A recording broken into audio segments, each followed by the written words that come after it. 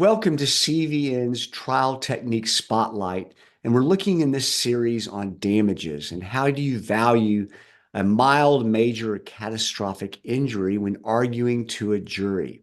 If you don't know me, my name is Shane Reed. I'm a trial consultant.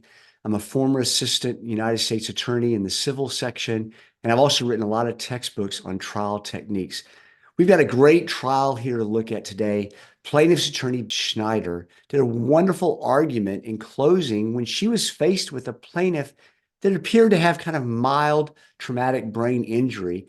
And the plaintiff got this injury by walking along the sidewalk, and from a four-story building, an object fell, which broke his nose and caused intermittent headaches, irritability, maybe some loss of vision here and there. It was hard to define when.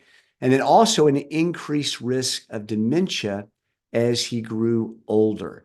So let's look at how she handled this argument of damages and responded to the defendant's argument, you know what, that they were really mild and damages should be limited to $500,000. But the $500,000 is a discount. And I'd ask you to tell Cajun contractors that life and suffering in DeKalb County is worth more than that. And you know, verdict means to speak the truth. So when there are small losses, small harms, in order to speak the truth, you have to give a small verdict. But when there are significant losses, significant harms, the only truth is a significant verdict. And for an injury that's going to last a lifetime, I would submit that that's a significant amount. It's kind of like a leaky faucet. Drip, drip, drip. Max can't go more than a few minutes every day being reminded of the limitations, the embarrassment, the shame, the fear, the discomfort, the pain. And you know, when you have a leaky faucet, you know, at first it's annoying, but nobody gets hurt.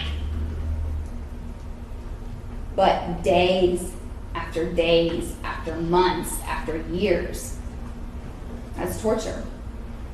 And that's what Max's injury is to him. He can't escape it. He goes on with his life and it pops up when he least expects it. Just drip, drip, drip. And that's how it's going to be for the rest of his life until all of the water fills up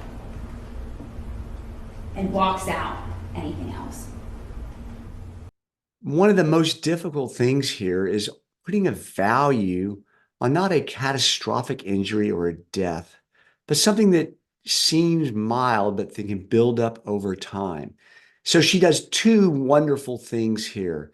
What the plaintiff's attorney does first is she argues that the defense attorney has really consciously disregarded the plaintiff's pain by putting such a low number on it.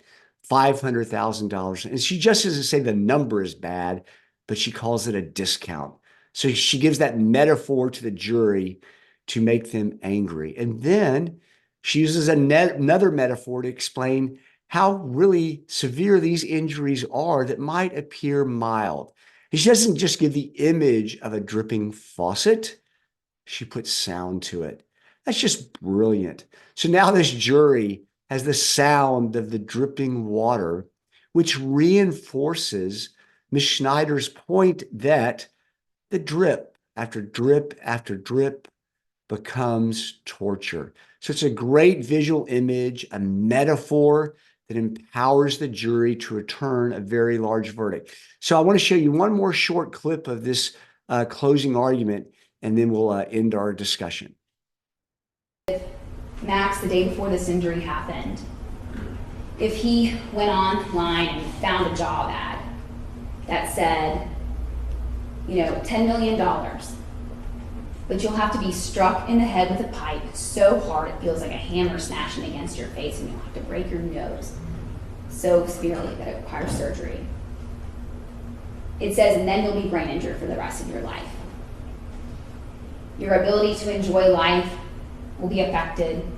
Your ability to have relationships with your friends and your family. Your ability to lead out a productive life. Your ability to think about a future, a hopeful future, is gone. And you'll just have to sit there, waiting, drip, drip, drip, as to what will happen to your brain as age takes its toll on you. If you think Max would have responded to that job ad, then I submit $10 million is too much. But only a fool would respond to that when there are no coffee breaks, no vacation days, not a minute off.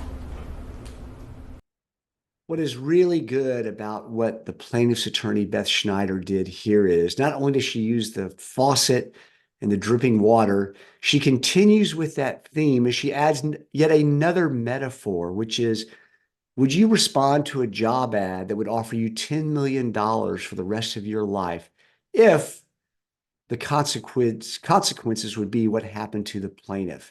And then she ends with, only a fool would take that job ad.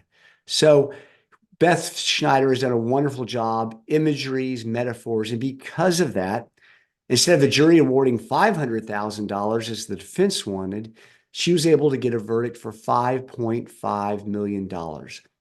This shows the importance of imagery, metaphors, and making a strong argument. If you want to see more of this trial, look at the link below, or more trials in CVN's library. Finally, if you want to see more of my trial tips, go to my website and sign up for my newsletter, and you'll get free tips twice a month from myself and other thought leaders. See you next time. Thanks.